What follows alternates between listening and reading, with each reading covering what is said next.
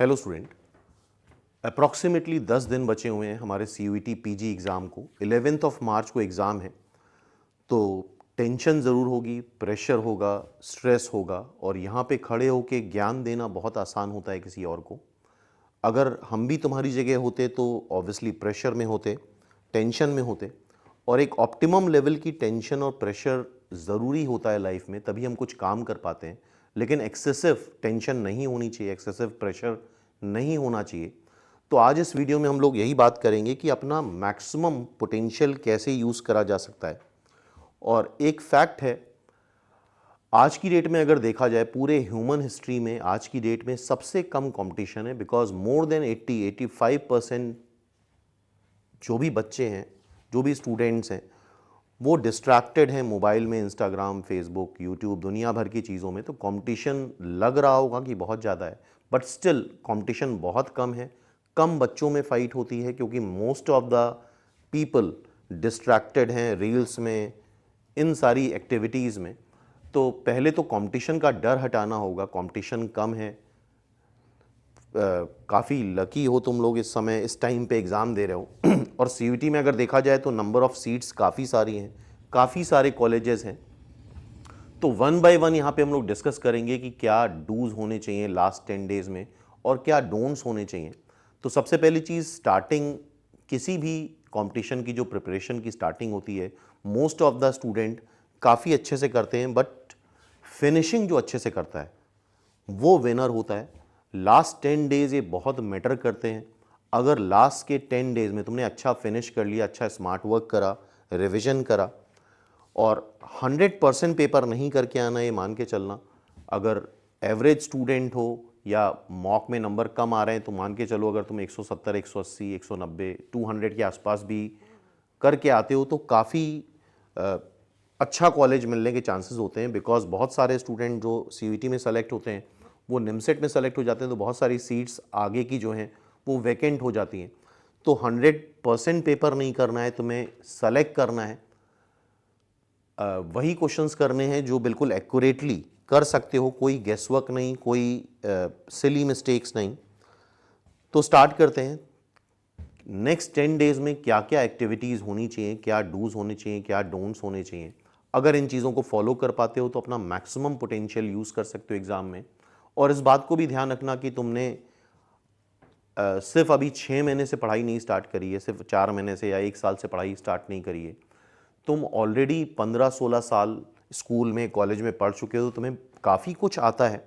बस ये है कि तुम अपना पोटेंशियल, अपना स्टैमिना उसको एक्सप्लोर नहीं कर पा रहे हो। तुम्हारे अंदर बहुत कुछ है, उसको तुम देख नहीं पा रहे हो। तो उसको देखने की, एक्सप्लोर करने की, जानने की ज़रूरत है।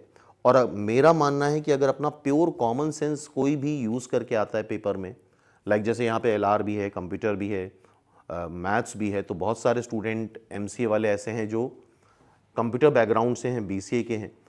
LR इसमें बहुत आसान आता है। अगर कोई भी सिर्फ प्योर कॉमन सेंस यूज़ करके आए तो मेरा मानना है आउट ऑफ 75 क्वेश्चन, 30-35 क्वेश्चन बहुत ईजिली करे जा सकते हैं, बिना किसी प्रिपरेशन के करे जा सकते हैं। तो 30 क्वेश्चंस तो कहीं नहीं गए हैं। बाकी लास्ट 10 डेज़ में क्या करते हो उसको तुम 30 से 55-60 तक बढ़ा सकते हो। सो फर्स्ट पॉइंट होगा, अपनी बॉडी को, जो तुम्हारी बॉडी क्लॉक है, हमारी बॉडी बनी है अर्ली मॉर्निंग उठने के लिए। तो सबसे पहला काम तो ये करो, लास्ट 10 डेज़ में जल्दी उठना स्टार्ट करो। अप्रॉक्सीमेटली 6 बजे उठ सकते हो, 5 बजे भी उठना चाहो तो उठ सकते हो। 11-12 बजे तक सो जाओ, क्योंकि जितना तुम्हें आता है क्या हम उसको उतना करके आ पाते हैं एग्ज़ाम में, ये सबसे बड़ी प्रॉब्लम होती है किसी भी कंपटीशन में, किसी भी एग्ज़ाम में, किसी भी चीज़ में। तो वो तुम्हारा ट्रू पोटेंशियल तब आएगा जब तुम अपनी बॉडी क्लॉक सही करोगे। तो 5 बजे, 6 बजे उठ सकते हो। और स्टूडेंट लाइफ में 5-6 घंटे की नींद काफ़ी होती है। 5-5.5 घंटे सो के भी तुम अपना काम चला सकते हो। अब दूसरी बात है कि यहाँ पे बोलना आसान होता है कि सुबह जल्दी उठ जाओ, बट सुबह जल्दी उठें कैसे, इसका क्या तरीका होगा। तो इसके कई सारे तरीके हो सकते हैं, डिफरेंट तरीके हो सकते हैं। अगर करना चाहोगे तो बिल्कुल ये तरीके काम करते हैं और बहुत सारे स्टूडेंट्स जो INPS के स्टूडेंट हैं उनके लिए चीज़ काम करी है। तो पहला तरीका, कई सारे तरीके हैं, इसमें पहला तरीका है एक ऐप होती है अलार्मी ऐप, उसको डाउनलोड कर लो। तुम 5 बजे का अलार्म लगाओगे, वो ऐप बंद नहीं होती है जब तक तुम वहाँ पे कुछ ऑप्शन आते हैं 3 से 4 क्वेश्चन, सिंपल मैथमेटिक्स के क्वेश्चन सॉल्व करने होते हैं, वो बंद ही नहीं होगी जब तक 3-4 क्वेश्चन तुम सॉल्व सही से नहीं कर देते हो। तो जब तक अगर तुमने क्वेश्चन सॉल्व करने बैठे तो ऑब्वियसली फिर तुम्हारी नींद गायब हो जाएगी, उसके बाद तुम सो नहीं पाओगे। तो ये ऐप काफ़ी फ्रूटफुल होती है। दूसरा तरीका क्या हो सकता है, लाइक 5 बजे उठना है तो 5 बजे का अलार्म लगाओ, ठीक है। ऑब्वियसली तुम उसको बंद कर देते हो और फिर सो जाते हो, तो फिर से 5:10 का अलार्म लगाओ। तो बॉडी को एक तरह से डिसीव करना है, बॉडी को लगेगा हाँ 10 मिनट का आराम मिल गया है, थोड़ा बहुत तो सो ही लिए हम। फिर उसके बाद 5:11, 5:12, 5:13, 5:14 कंसेक्यूटिव 7-8 अलार्म लगाओ। बार बार डिस्टर्बेंस से तुम्हारी नींद यूजुअली खुल जाती है। तीसरा तरीका एक और हो सकता है सुबह जल्दी उठने का, वो ये हो सकता है कि तुम इस बात को मतलब सिर्फ एक टारगेट लेके चलो, एक टारगेट लेके सो कि सुबह जैसे ही अलार्म बजा तो तुम्हें ये सोचना है कि यही एक डिसीज़न है जो मेरी लाइफ को बेटर कर सकता है। उस समय तुम्हें ये बात याद आनी चाहिए। जैसे ही अलार्म बजता है तो तुम्हारे दिमाग में क्या लगता है कि यार सो जाते हैं, उठ जाएंगे भी आधे घंटे में, 1 घंटे में, तो तुरंत तुम्हें सोचना है कि ये एक अकेला डिसीज़न है जो एग्ज़ाम को बेटर बना सकता है, एग्ज़ाम अच्छा करा सकता है, मेरी लाइफ बेटर कर सकता है। अगर ये थॉट तुम्हारे उस टाइम पे आ गया दिमाग में तो फिर तुम्हें उठना ही पड़ेगा। इतना कोई स्टूडेंट ऐसा नहीं हो सकता कि इस थॉट के बाद ना उठे। तो ये कुछ 3-4 तरीके हैं, और भी तरीके होते हैं सुबह उठने के, लेकिन सुबह उठने से काफ़ी फ़र्क पड़ता है। 8-10 दिन करके देखो, काफ़ी एनर्जी फील होती है, और सबसे बड़ी चीज़ अपना ट्रू पोटेंशियल तुम अप्लाई करके आ सकते हो एग्ज़ाम में। दूसरी बात, अभी हम जनरल बातें कर रहे हैं, पेपर से रिलेटेड बात अभी करेंगे थोड़ी देर में। दूसरी चीज़, थोड़ा बहुत अब ग्रैटिट्यूड टूवर्ड्स गॉड, पूजा पाठ थोड़ी बहुत स्टार्ट करो हल्का फुल्का। और पूजा करने में या जो भी है, भगवान की पूजा अगर कर रहे हो तो सबसे पहली चीज़ है ग्रैटिट्यूड। ये एक बहुत इंपॉर्टेंट चीज़ है, और जितनी भी हम तुम्हें बातें बता रहे हैं सिर्फ ये अभी के लिए काम नहीं है, और पूरी लाइफ भर काम आएगी। अगर ये चीज़ें अप्लाई करके देखते हो तो लाइफ बहुत सुधर जाती है। तो सबसे पहली चीज़ है gratitude, gratitude towards God, gratitude towards parents, and gratitude towards your teachers, या जिसने भी तुम्हारी हेल्प करी है, नहीं भी करी है, साथ दिया है, तो उसका ग्रैटिट्यूड होना चाहिए। Because as a human being हम, जो हमें मिला है हम उसकी केयर नहीं करते हैं, लेकिन जो नहीं मिला है वो चीज़ हम उसके लिए परेशान रहते हैं। तो जब भी तुम प्रार्थना करोगे, वर्शिप करोगे, पूजा करोगे, तो जितना भी तुम्हारे पास है उसके लिए सबसे पहले ग्रैटिट्यूड दोगे भगवान को, ईश्वर को। और उसके बाद ये बहुत इंपॉर्टेंट बात है, ऊपर वाले से यार बहुत कुछ मांगा नहीं जाता। जैसे तुम सीईटी एग्ज़ाम दे रहे हो तो ऊपर वाले से तुम पूजा कर रहे हो और मांग रहे हो कि भगवान सेलेक्ट करा दो, या फर्स्ट रैंक ला दो, या अंडर 10 रैंक ला दो। इससे कोई बेनिफिट नहीं होता है, इस बात को याद रखना हमेशा के लिए। कुछ भी मांगना नहीं है, और अगर ईश्वर से कुछ मांग रहे हो तो सिर्फ तुम्हें 2 चीज़ें मांगनी है। पहली चीज़ तो अच्छा स्वास्थ्य मांगना है, अच्छी हेल्थ मांगनी है, और दूसरी चीज़ जो मांगनी है वो अच्छा दिमाग। क्योंकि सब कुछ करोगे तुम, कोई कुछ नहीं करेगा तुम्हारे लिए, ना भगवान ना और कोई, करना तुम्ही को है, बस अपना दिमाग सही रखना है। तो लाइफ भर ये चीज़ याद रखना, 2 चीज़ें तुम्हें ईश्वर से मांगनी है, एक अच्छी हेल्थ एंड दूसरा अच्छा दिमाग, मतलब सद्बुद्धि मांगनी है। क्योंकि अगर कई बार ऑब्वियसली देखा होगा, कई एग्ज़ाम दिए होंगे, तुम अपना ट्रू पोटेंशियल एग्ज़ाम में लगा ही नहीं पाते हो, बिकॉज दिमाग या स्ट्रेस या पैनिक, ये सारी सिचुएशन सब कुछ गड़बड़ कर देता है। कई सारे आते हुए क्वेश्चंस भी ख़राब हो जाते हैं। तो आई होप ये बात समझ गए होगे कि अच्छी बुद्धि और अच्छा स्वास्थ्य, सिर्फ ऊपर वाले से ये 2 चीज़ें मांगी जाती हैं, और ये लाइफ भर करना।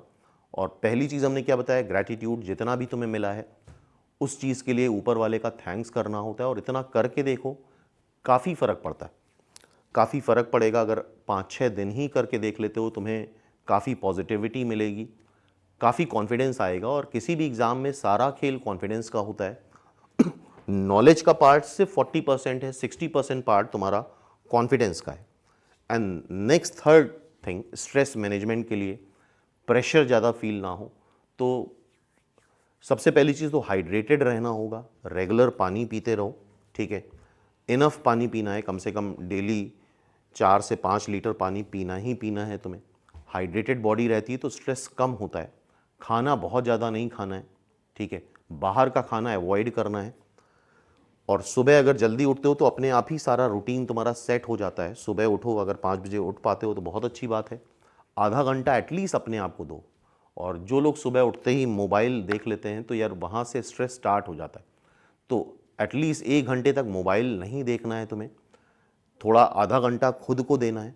मेडिटेशन कर सकते हो, थोड़ा योगा कर सकते हो, थोड़ा वॉक कर सकते हो। इससे काफ़ी दिमाग की एक्टिविटीज़ वेकअप हो जाती। तो ये सारी चीज़ें करने से काफ़ी फ़र्क पड़ता है। और बहुत सारे स्टूडेंट्स को हमने देखा है प्रैक्टिकली, बिकॉज एग्ज़ाम के पहले वाली जो सिचुएशन होती है उस चीज़ को हैंडल नहीं कर पाते हैं। तो बहुत सारे बच्चों को बहुत कुछ आता है, बहुत मेहनत करी होती है, फिर भी सब कुछ गड़बड़ कराते हैं, डिस्ट्रॉय कराते हैं एग्ज़ाम में। तो इस सिचुएशन को हमें समझना होगा। तो डाइट पे ध्यान देना है, हाइड्रेटेड रहना है, रेगुलर पानी पीना है, और सबसे मेन इंपॉर्टेंट चीज़ है ठंडा पानी अवॉइड करना है, ठंडी चीज़ें अवॉइड करना है। क्योंकि अक्सर देखा हमने लास्ट मोमेंट में पैनिक से या स्ट्रेस से, प्रेशर से काफ़ी बच्चों की तबीयत ख़राब हो जाती है, काफ़ी अच्छे बच्चों की तबीयत ख़राब हो जाती है। वो एग्ज़ाम नहीं दे पाते हैं या एग्ज़ाम में प्रॉपर परफॉर्म नहीं कर पाते हैं, बिकॉज तबीयत ख़राब होने की वजह से वो काफ़ी टाइम उनका पढ़ाई के बिना गुजर जाता है। तो ये चीज़ बहुत इंपॉर्टेंट है। तो अब आते हैं हम लोग मेन मुद्दे पे कैसे पढ़ना है, क्या पढ़ना है। लास्ट 10 डेज 1 बाय 1 इन चीज़ों को हम लोग डिस्कस करते हैं। तो सबसे पहले अच्छा, अभी भी अगर तुम लोगों ने टेस्ट वगैरह नहीं ज्वाइन करा है, ऑनलाइन टेस्ट नहीं ज्वाइन करा है, तो अभी भी 10 डेज बचे हुए हैं। और मॉक देना बहुत ज़रूरी है, मॉक और सब्जेक्टिव टॉपिक वाइज टेस्ट। बिना मॉक दिए अगर तुम एग्ज़ाम देने जा रहे हो तो मान के चलो फिर गड़बड़ होने वाला है, क्योंकि मॉक से बहुत सारी अपनी गलतियां पकड़ में आती हैं। तो अभी भी टाइम है। INPS क्लासेस की ऐप डाउनलोड कर लो, वहाँ से तुम्हें ये टेस्ट सीरीज़ ओनली एट 99 पे मिल जाएगी, जिसमें 10 से 12 मॉक अभी भी दे सकते हो। तुम देना चाहो 20, 25, 30 मॉक भी दे सकते हो। कंप्यूटर के बहुत सारे मॉक तुम्हें मिल जाएंगे, मैथ्स के भी एक्सक्लूसिव मॉक मिल जाएंगे, LR के भी एक्सक्लूसिव मॉक मिल जाएंगे। तो रेगुलर कंप्यूटर के नोट्स वगैरह भी डिस्कस करते रहते हैं हम लोग। तो लास्ट 10 डेज़ के लिए इस चीज़ को आप कर सकते हो, बाकी चॉइस आप लोगों की है। तो अब स्टार्ट करते हैं, क्या पढ़ना है, कैसे पढ़ना है। 1 बाय 1 क्विकली इस चीज़ को हम लोग देखते हैं, जिससे हम मैक्सिमम कम टाइम में मैक्सिमम चीज़ें सीख पाएँ और बेस्ट परफॉर्म कर पाएँ, अपना बेस्ट दे पाएँ एग्ज़ाम में। और ध्यान रखना, तुम्हारा कंपटीशन किसी और से नहीं है। तुम्हें किसी और के मॉक देख के परेशान नहीं होना है, उसके नंबर देख के परेशान नहीं होना है।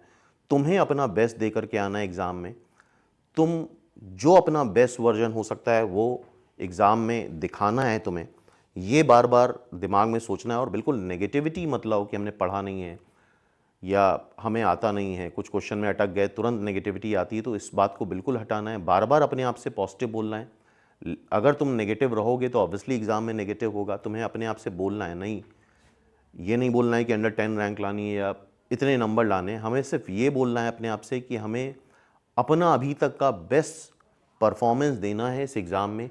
जितना हमें आता है उस बात की रिस्पेक्ट करो, जितनी तुमने मेहनत करी है उस बात की वैल्यू करो, उस बात की केयर करो, और अपना बेस्ट देना है एग्ज़ाम में। इस बात को तुम्हें अपने आप से बार बार बोलना है। बार बार बोलते रहोगे तो तुम्हारे कहीं ना कहीं वो सबकॉन्शियस माइंड में आएगा, और उससे बहुत फ़र्क पड़ता है। एक पॉजिटिव एटीट्यूड से एग्ज़ाम देना और एक घबराहट से और नेगेटिव एटीट्यूड से एग्ज़ाम देने में ऑब्वियसली एग्ज़ाम तुम्हारा ख़राब ही होगा। तो ठीक है, अभी तक जितनी पढ़ाई करी अच्छे से करी तो भी बहुत अच्छी बात है, और अच्छे से नहीं करी तो भी कुछ नहीं कर सकते, बिकॉज पास में जाके हम कुछ नहीं कर सकते, लेकिन अगले 10 दिन तुम चीज़ों को बहुत बेहतर कर सकते हो, बहुत अच्छा कर सकते हो। तो सिर्फ इन 10 दिन पे फोकस करना है। पास्ट में क्या किया, अच्छा किया, उस चीज़ को लेके ओवर कॉन्फिडेंट नहीं होना है। बुरा किया, उस चीज़ को लेके अंडर कॉन्फिडेंट नहीं होना है।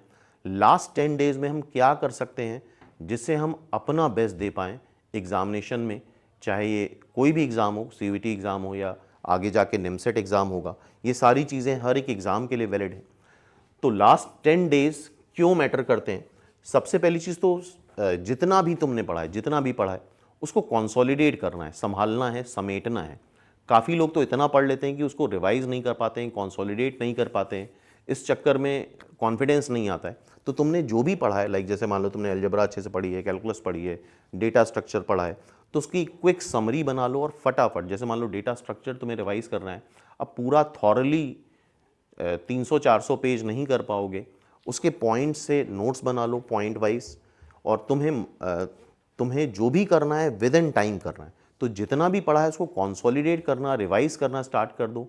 अब कुछ नया नहीं पढ़ना है, चीज़ों को समेटना है, जो चीज़ें बिखरी हुई हैं उसको समेटना है। और सबसे इंपॉर्टेंट बात है सीयूईटी एग्ज़ाम के लिए लॉजिकल रीजनिंग सबसे आसान आता है। जिन्होंने कम पढ़ा है या अभी से प्रिपरेशन स्टार्ट करी है, तो सबसे पहले तो 18 से 20 क्वेश्चन मान के चलो, 15-18 क्वेश्चन लॉजिकल रीजनिंग से आ सकते हैं। तो अगले हफ्ते तक अगर नहीं कराए तो लॉजिकल रीजनिंग बिल्कुल सबसे पहले कंप्लीट कर लो, क्योंकि मैथ्स करने में समय लगता है लेकिन लॉजिकल रीजनिंग में समय नहीं लगेगा। और यहाँ पे अगर तुम टेस्ट सीरीज ज्वाइन कर लेते हो एनपीएस की, तो तुम्हें लॉजिकल रीजनिंग के भी रेगुलर टेस्ट ग्रुप पे मिलते रहते हैं, वहाँ से भी तुम टेस्ट दे सकते हो, उसके सोल्यूशन मिल जाते हैं। तो सबसे पहले तो ये 15-18 क्वेश्चन फाइनल करो लॉजिकल रीजनिंग के। उसके बाद कंप्यूटर में डेटा स्ट्रक्चर है, ऑपरेटिंग सिस्टम है, डिजिटल फंडामेंटल है, उसके भी रेगुलर मॉक चल रहे हैं यहाँ पे, डेली 1-1, 2-2 मॉक दिए जाते हैं, तो उससे भी काफ़ी कुछ प्रिपेयर हो जाता है। तो जितना भी पढ़ा है उसको हमें समेटना है, रिवाइज करना है, ख़त्म करना है। फॉर एग्जांपल मान लो क्वाड्रेटिक क्वेश्चन तुम्हें रिवाइज करनी है, तो विद इन टाइम करनी है। अब क्वाड्रेटिक क्वेश्चन पढ़ने में 4 दिन भी लग सकते हैं और आधे घंटे में भी हो सकता है। और अगर प्रॉपर नोट्स बनाए होंगे, आई थिंक हम एक्सपेक्ट कर रहे हैं कि नोट्स बना के रखे होंगे, तो अगर प्रॉपर नोट्स बनाए तो विद इन टाइम, जैसे मान लो तुम्हें रिवाइज करना है क्वाड्रेटिक, तो टाइम घड़ी में सेट कर लो, आधे घंटे में करना ही करना है एनी हाउ। अब वो टाइम नहीं रह गया कि हम 2 दिन क्वाड्रेटिक में लगा दें, 2 दिन प्रोग्रेशन में लगा दें, 10 दिन कैलकुलस में लगा दें। तो जो भी करना है विद इन टाइम करना है। और सारा खेल दिमाग का होता है, दिमाग तुम्हारा आधे घंटे में भी वही काम कर सकता है और 4 दिन लगाओ तो भी हो सकता है उससे कम काम हो। तो अपनी इफ़िशियंसी बढ़ानी है। इफ़िशियंसी क्या होता है? पर यूनिट टाइम में हम कितना वर्क करते हैं।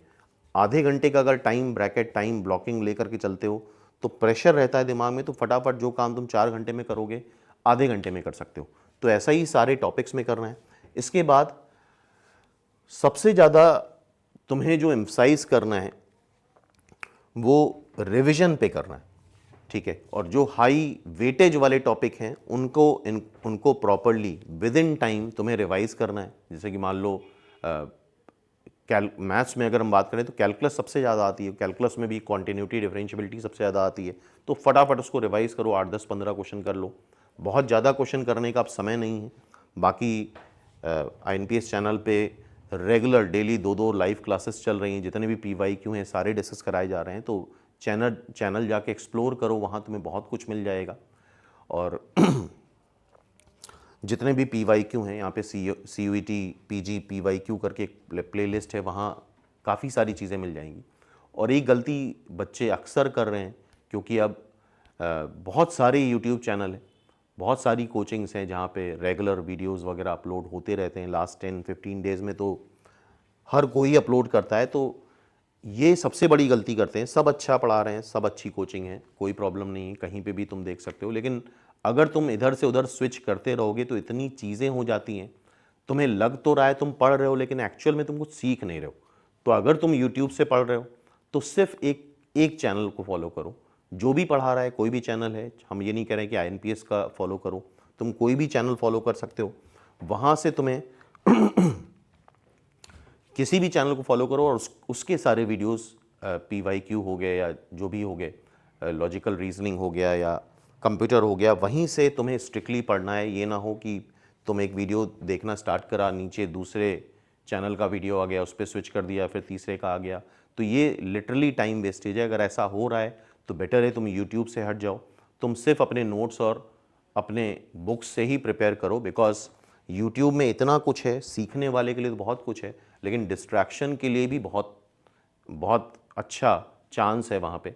तो ये गलती मत करना कि मल्टीपल चैनल्स पे मल्टीपल वीडियोस रेगुलर देख रहे हो। इफ़ेक्टिवली क्या सीख रहे हो इस बात पे फोकस करना। तो इसके लिए तुम्हें सिर्फ और सिर्फ एक चैनल या एक बुक या एक नोटबुक पे फोकस करना होगा। वेरियस चैनल्स पे जाते हो तो बहुत प्रॉब्लम होगी, उससे ओवरऑल कोई लर्निंग नहीं होगी, ठीक है। नेक्स्ट देखते हैं। तो जैसा हमने बताया हर दिन की स्ट्रैटेजी बनानी, जैसे आज मान लो आज 28 फरवरी है, तो आज की स्ट्रैटेजी तुम्हें रात में बना के चलनी है। और सबसे बड़ी जो मिस्टेक करते हैं बच्चे, टाइम टेबल बनाते हैं। टाइम टेबल बिल्कुल नहीं बनाना है, इस बात का ध्यान रखना। अगर याद करो बचपन में कई बार टाइम टेबल बनाया होगा और जीवन में आज तक कभी फॉलो नहीं हुआ। होता क्या था बचपन में, लाइक मान लो जिस भी क्लास में थे, 6 में, 7th में, 9th में, 10th में, 11th में, 12th में, रात में एक परफेक्ट टाइम टेबल बना के सोते थे हम लोग कि सुबह 6 बजे उठ जाएंगे, 6 से 6:30 मैथ्स करेंगे, 6:30 से 7:30 फिजिक्स पढ़ेंगे या वॉटेवर कंप्यूटर पढ़ेंगे, जो भी है। और जब हम सुबह उठते थे तो क्या होता था, सुबह उठे तो 9 बज गया तो पूरा टाइम टेबल सत्यानाश हो गया। और लगता क्या था, अब तो यार ये सब खत्म हो गया, मतलब फॉलो ही नहीं हो पाया। तो ऐसा करते हैं, आज छोड़ देते हैं पढ़ाई, कल से बिल्कुल आइडियल तरीके से पढ़ेंगे और कल से बिल्कुल आइडियल तरीके से पढ़ाई स्टार्ट करेंगे।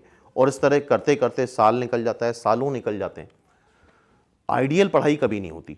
तो आइडियल कुछ भी नहीं होता है, परफेक्ट कुछ भी नहीं होता है, परफेक्ट कुछ भी नहीं होता है, एक इमेजिनरी वर्ड है। तो जो भी करना है थोड़ा थोड़ा करना है, परफेक्ट करने के चक्कर में थोड़ा भी नहीं हो पाता है। तो इस वजह से टाइम टेबल बिल्कुल मत बनाओ, टास्क टेबल बनाओ। कल कल हमें क्या करना है, 5-6 काम लिख लो, ठीक है। ये बहुत इंपॉर्टेंट पॉइंट है। और ये जितनी भी बातें बता रहे हैं सिर्फ इस एग्ज़ाम के लिए नहीं है, लाइफ लॉन्ग ये सारी चीज़ें काम आएंगी तुम्हारे, अगर फोकस करते हो और फॉलो करते हो। तो टाइम टेबल नहीं बनाना है, टास्क टेबल बनाना है। उसमें 5-6 काम लिखो, उसमें पर्सनल काम भी लिख सकते हो। और ऑब्वियसली वो 5-6 काम भी तुम पूरे नहीं कर पाओगे, उसके बाद तुम डिसाइड करो। जैसे मान लो तुमने अभी फ़िलहाल CUT का एग्ज़ाम है, डेटा स्ट्रक्चर कंप्लीट करना है, कैलकुलस रिवाइज करनी है, लॉजिकल रीजनिंग रिवाइज करनी है, और भी 5-6 काम लिख लो। और उसमें भी तुम देखो कि सबसे ज़्यादा हायर प्रायोरिटी पे कौन सा काम होगा। बाकी 3 काम काट दो, जो सबसे हायर प्रायोरिटी में काम है उन 3 काम को सिर्फ रखो। और उसको टाइम बाउंड नहीं करना है। हम जब भी उठेंगे, जब भी एक टास्क कंप्लीट हुआ उसको काट दो। अगर एक टास्क भी तुमने काटा तो उससे कॉन्फिडेंस आ जाता है, उससे मोटिवेशन आ जाता है और भी काम करने का। फिर मन करता है कि एटलीस्ट ये क्रॉस 2-3 में तो लग ही जाए। तो ये चीज़ इफ़ेक्टिवली काम करती है। तो 6 टास्क तुमने लिखे, उसमें भी 3 टास्क काट दो। ये अभी इसकी प्रायोरिटी नहीं है, अभी ये करना ज़रूरी नहीं है। अभी क्या करना ज़रूरी है जिससे मेरी लाइफ बेहतर हो जाए, एग्ज़ाम बेहतर हो जाए, उन 3 टास्क को सेलेक्ट करो। फॉर एग्जाम्पल हमने 6 बता दिया, 5 भी कर सकते हो, 10 भी कर सकते हो। और इससे माइंड को एक सिग्नल मिलता है। और इस बात को अभी चूंकि वीडियो शॉर्ट ही बनाना है, अदरवाइज़ काफ़ी डिटेल में हम लोग डिस्कस करते हैं कि इससे क्या क्या फ़ायदा होता है। तो इस चीज़ को करके ज़रूर देखना। और जैसा बताया, क्विक रिविजन प्लान बनाना है तुम्हें, टास्क टेबल में लिख लेना है। और जो टास्क लिख रहे हो वो टाइम पे नहीं बांधना है कि 12 बजे से 2 बजे ये करना है। हाँ, इतना लिख लेना है कि डेटा स्ट्रक्चर रिवाइज करना है 1.5 घंटे में, कैलकुलस पढ़नी है 2 घंटे में, ठीक है। तो 2 घंटा जैसे ही कवर होगा, जितना पढ़ा ठीक है, नहीं पढ़ा छूट जाने दो, लेकिन वो टास्क उस टाइम ब्लॉकिंग में होना चाहिए। अदरवाइज पूरी कैलकुलस रिवाइज करने में हो सकता है तुम्हें 8 घंटे, 10 घंटे, 15 घंटे लग जाएं, फिर भी कुछ ना हो। तो ये टाइम ब्लॉकिंग बहुत ज़रूरी है। नेक्स्ट देखो, डेली कम से कम 8 से 10 घंटे तो पढ़ना ही पढ़ना है। ये बिल्कुल प्राइम टाइम है, 8 से 10 घंटे तुम्हें रिवाइज करना है, जो भी क्वेश्चंस करने हैं वो लगाने हैं। Revision plus mock plus break. कई बार जब भी तुम बैठते होगे तो कई बार दिमाग में आता है कि यार नहीं अब हो गया है, थोड़ा घूम के आते हैं, या जो भी है नेगेटिव थॉट आते होंगे कि यार छोड़ो पढ़ाई, बहुत हो गया, नहीं हो पाएगा सिलेक्शन। तो जब भी नेगेटिव थॉट आए तो अपने आप को समय दो, थोड़ा 60 से 90 सेकेंड दो अपने आप को, रिलैक्स होके बैठ जाओ, कोई मोबाइल हाथ में नहीं होना चाहिए। और सबसे अच्छी एक्सरसाइज होती है अनुलोम विलोम, उससे बहुत फ़ायदा होता है स्टूडेंट्स का।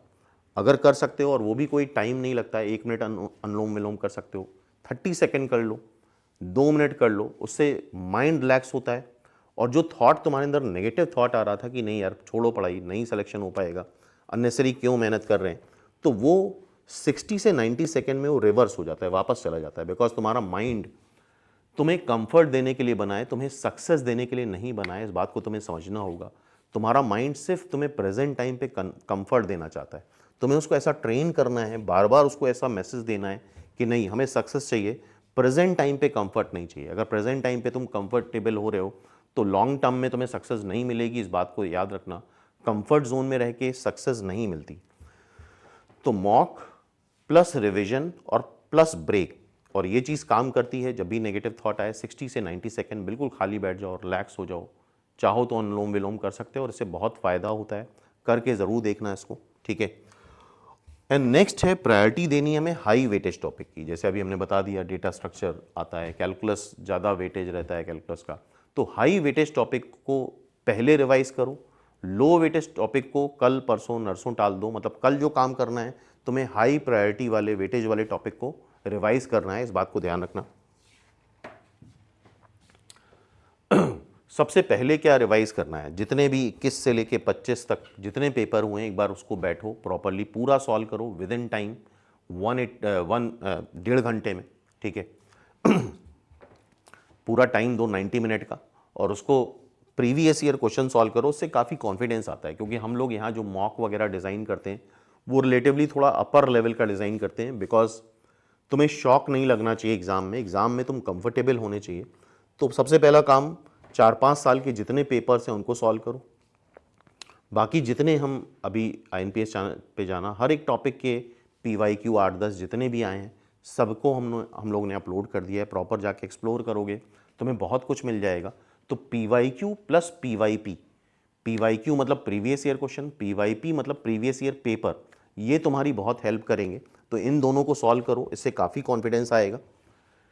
देन इसके बाद high weightage selection from syllabus. जब तुम PYP previous year paper solve करोगे तुम्हें खुद समझ में आएगा, किसी के बताने से उतना बेहतर नहीं समझ में आता है, खुद के एक्सपीरियंस से ज़्यादा बेहतर समझ में आती हैं चीज़ें। जब तुम PYP previous year paper solve करोगे तो तुम देखोगे कि कौन से टॉपिक ज़्यादा आ रहे हैं, फिर उसको प्रायोरिटी देनी है और उसको रिवाइज करना है, ठीक है। देन योर वीक एरिया, तुम्हारे जो वीक एरिया हैं, कुछ कंसेप्ट होते हैं, कुछ फॉर्मूले होते हैं जो बार बार भूल जाते हैं, कुछ कंसेप्ट हैं, तो फटाफट बहुत ज़्यादा टाइम नहीं देना है। मान लो for example integration by parts का क्वेश्चन आया और तुमसे गलत हो गया, तो सिर्फ 2 मिनट 3 मिनट दो, फटाफट नोट्स पलट के देखो 2-3 मिनट में और ख़त्म करो उसको। क्योंकि अब समय नहीं कि इंटीग्रेशन बाय पार्ट्स का बैठ के हम 50 क्वेश्चन सॉल्व करेंगे। तो अपने वीक एरिया को मार्क करो और उसको विद इन 10 मिनट सबसाइड करो, फटाफट रिवाइज करो, पोस्टपोन मत करो कि कल करेंगे परसों करेंगे। जो भी कंप्यूटर में रीजनिंग में या जो भी है, तो विद इन 10 मिनट का टाइम ब्लॉकिंग बनानी है, उसको फटाफट रिवाइज करो और बाहर कर दो, ठीक है। नोट्स एंड फॉर्मूला शीट, ये बहुत इंपॉर्टेंट है। अभी भी समय है, शॉर्ट नोट्स बना लो, फॉर्मूले सारे एक कॉपी में लिख लो। किताबें भी आती हैं, लेकिन जो खुद के हाथ से हैंड रिटन अपने हाथ से जब तुम बनाते हो तो ज़्यादा बेहतर याद होता है। तो फॉर्मूला की एक कॉपी बना लो जो आगे भी काम आएगी निमसेट वगैरह में, और शॉर्ट नोट्स की भी एक कॉपी बना लो, ठीक है। अभी समय नहीं है, लेकिन आगे निमसेट एग्जाम के लिए ध्यान रखना कि जैसे क्वाड्रेटिक क्वेश्चन है तो सिर्फ विद इन 2 पेज हमें सब कुछ लिखना है, उसके जितने भी कंसेप्ट हैं, फॉर्मूले हैं, या स्पेशली वो चीज़ें जो हमसे टेस्ट में बार बार गड़बड़ हो रही हैं, तो उसकी एक कॉपी और एक फॉर्मूला बुक बनानी होगी तुम्हें, ठीक है। नेक्स्ट देखते हैं, मिस्टेक, जो रिपीटेड मिस्टेक हो रही, बार बार मिस्टेक जो हो रही है उसको लिखो कॉपी में। एक्चुअल में होता क्या है, हम सच से हमेशा भागते हैं, दूर भागते हैं, उसको फेस नहीं करना चाहते हैं, ये सबसे बड़ी प्रॉब्लम होती है। लेकिन जो टॉपर होते हैं, जो विनर होते हैं लाइफ में, वो उन मिस्टेक्स को लिखते हैं। तुम्हें दूसरे की मिस्टेक नहीं करेक्ट करनी है, तुम्हें अपनी मिस्टेक करेक्ट करनी है। तो जो भी मिस्टेक तुम्हारी हो रही है एक कॉपी बनाओ और उसमें साफ साफ क्लियर शब्दों में लिखो कि यार ये प्रॉब्लम हो रही है।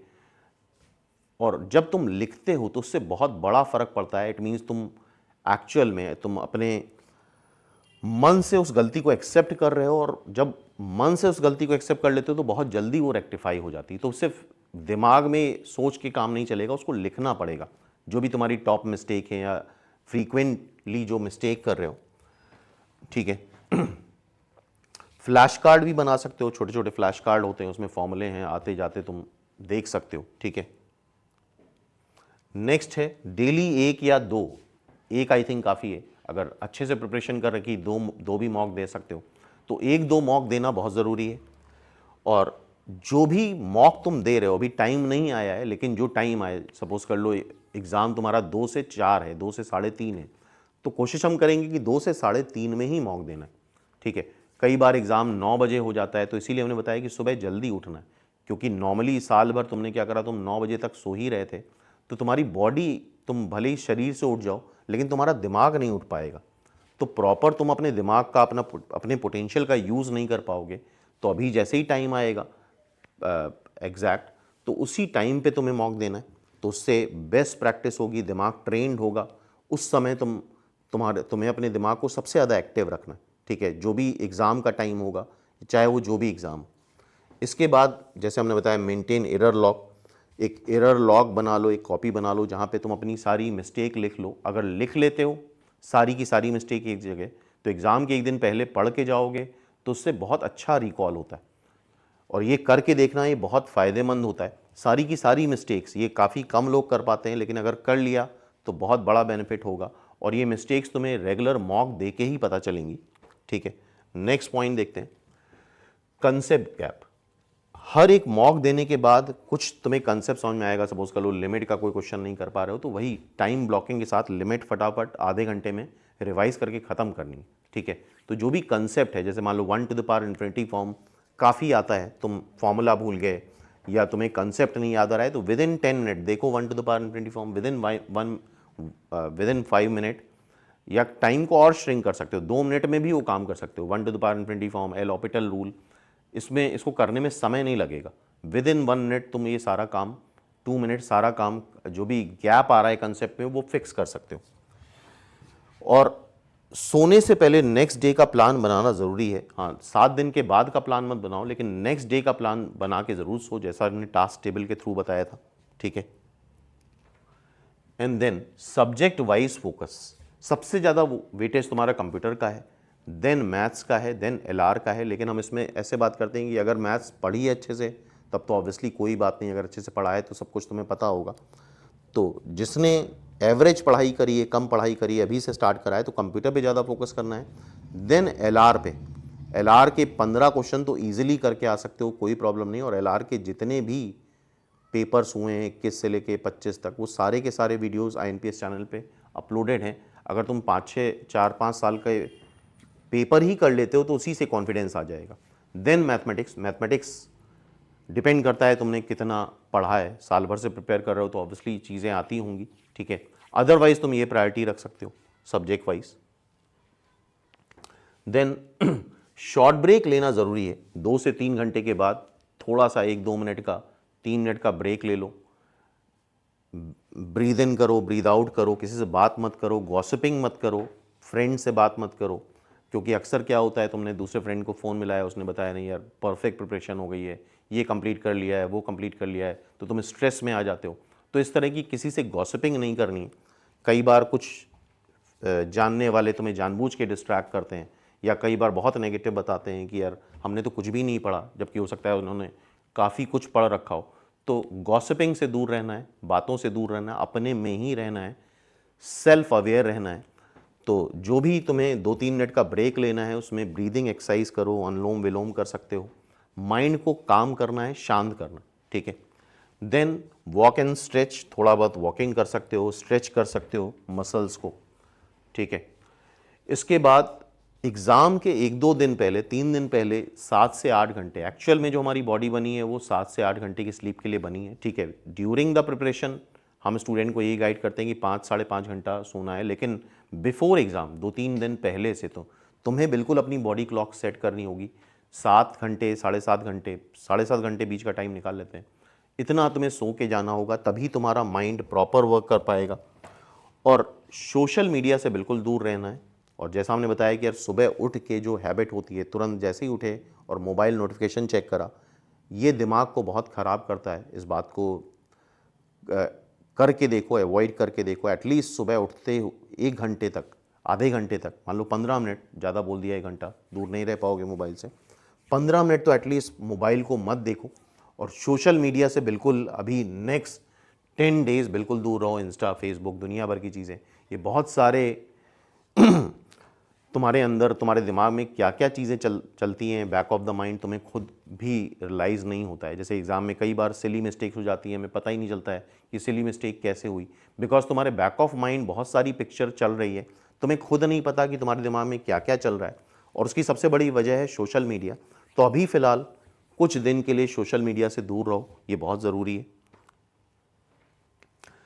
एग्ज़ाम डे के बारे में ये बात बहुत इंपॉर्टेंट है, एडमिट कार्ड, आधार कार्ड, फ़ोटो, ठीक है।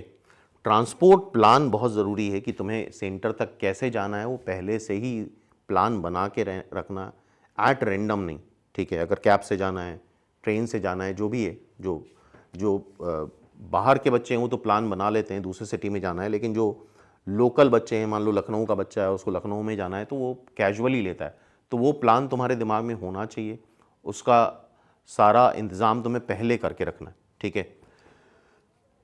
एक दिन पहले आराम से, और एग्ज़ाम के एक दिन पहले बहुत स्ट्रेस नहीं लिया जाता है, सिर्फ फॉर्मूला पलट के देखना और कुछ नहीं करना है, और आराम से सो। हाँ ठीक है, नींद आने में दिक्कत आती है, लेकिन तुम्हें 9-10 बजे तक बिस्तर पे सो जाना है, ठीक है। सुबह 5 बजे एटलीस्ट उठ जाओ, जल्दी उठ जाओगे तो अपना पूरा स्टैमिना यूज़ कर पाओगे एग्ज़ाम में, और वो आदत अभी से डाल लो। ईट बैलेंस मील, ज़्यादा नहीं खाना है, ताज़ा खाना खाना है, हाइड्रेटेड रहना है, फ्रूट्स वगैरह यूज़ करो, फ्रूट्स वगैरह इनटेक ज़्यादा लो, और एग्ज़ामिनेशन हॉल में ध्यान रखना पानी ज़्यादा नहीं पीना। आई थिंक समझ रहे होगे, ऐसा ना हो कि एग्ज़ाम के बीच में ही तुम्हें वॉशरूम भागना पड़ रहा है। एग्ज़ाम के पहले वॉशरूम होके आना, बीच में पानी थोड़ा थोड़ा पिया जाता है, सिप बाय सिप पिया जाता है। मान लो किसी क्वेश्चन में अटक गए तो एक सिप पानी पी लो, ये ना हो कि पूरा एक गिलास पानी पी लिया, वो भी प्रॉब्लम क्रिएट कर देता है, ठीक है। सो फाइनली इस बात को ध्यान रखना कि तुमने जो भी प्रिपरेशन करी है उसकी रिस्पेक्ट करो, और उस पर बिलीव करो, अपने ऊपर बिलीव करो, क्योंकि तुम ही हो जो तुम्हारी लाइफ बदल सकता है। किसी और का कंपटीशन से तुम्हारी लाइफ बदलेगी नहीं। कौन अच्छा कर रहा है, कौन बुरा कर रहा है, इससे कोई फ़र्क नहीं पड़ेगा। तो सिर्फ काम रहना है, कॉन्फिडेंट रहना है, जितना पढ़ा है उस पर फोकस करो। हाँ, उससे रिलेटेड जो क्वेश्चन आएंगे वो हम करके आएंगे। बहुत लालच नहीं करना है, लालची नहीं बनना है, स्मार्ट बनना है, ठीक है। तो नो गेस वर्क, पहली चीज़ तो गेस वर्क बिल्कुल मत करना। नो ओवर थिंकिंग, क्वेश्चन में फंसोगे, बिल्कुल टॉपर भी फंसता है, जिसकी फर्स्ट रैंक आएगी वो भी फंसता है, तुम भी फंसोगे, उसमें कोई बड़ी चीज़ नहीं है। उसको ये मत सोचो कि मेरे साथ ऐसा हो रहा है, जितने भी एग्ज़ाम दे रहे हैं सबके साथ ऐसा होगा, ठीक है। और जस्ट एक्सक्यूजन, मतलब सिर्फ एग्जीक्यूट करके आना है जितना हमें आ रहा है। बिल्कुल क्वेश्चन में फंसोगे तो निराश होने की ज़रूरत नहीं हो, सब नेचुरल चीज़ है, प्रेशर होना भी नेचुरल है, लेकिन एक ऑप्टिमम लेवल तक, उससे ज़्यादा प्रेशर नहीं होना चाहिए। तो और ख़ास तौर से जब भी एग्ज़ाम दे रहे हो तो लालच मत करना कि 1 से लेके 10 तक सारे करने हैं। 1 से 10 तक अगर तुम्हें 7th क्वेश्चन बिल्कुल ईजी लग रहा है तो 7 पहले करो, उसके बाद तुम्हें 5th ईजी लग रहा है 5th करो, उसके बाद 13 ईजी लग रहा है 13 करो। तो सिलेक्शन से क्वेश्चन करने हैं। 100 में 100 का टारगेट बिल्कुल नहीं रखना है, और ये बिल्कुल फेक टारगेट होता है। 100 में 100 जो लालच होता है वो तुम्हारा पूरा पेपर तबाह कर देता है, डिस्ट्रॉय कर देता है, ठीक है। So finally all the best. बाकी अगर किसी भी तरह की प्रॉब्लम है, कोई भी डाउट है, कुछ भी है, तो कमेंट सेक्शन में पूछ सकते हो, व्हाट्सएप कर सकते हो। तो आई होप ये सारी बातें समझ में आई होंगी, और इनमें से अगर कुछ भी एग्जीक्यूट करते हो, कुछ भी अपनी लाइफ में लाते हो, तो तुम देखोगे तुम्हारी लाइफ, तुम्हारा एग्ज़ाम, बहुत सारी चीज़ें बेहतर हो जाती हैं। तो फाइनली ऑल द बेस्ट, मिलते हैं फिर नेक्स्ट वीडियो में।